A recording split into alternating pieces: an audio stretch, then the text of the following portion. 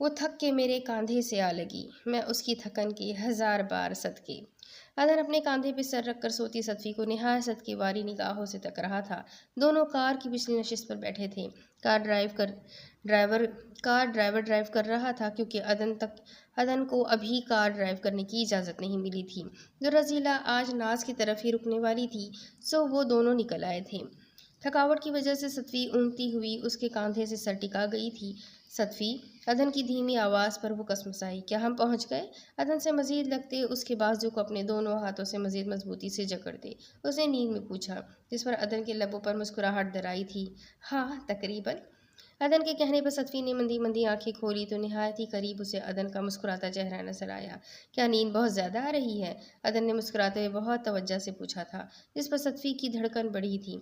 جب بھی وہ مسکرا کے بات کرتا ہے، مجھے اپنے دل کی فکر لگ جاتی ہے۔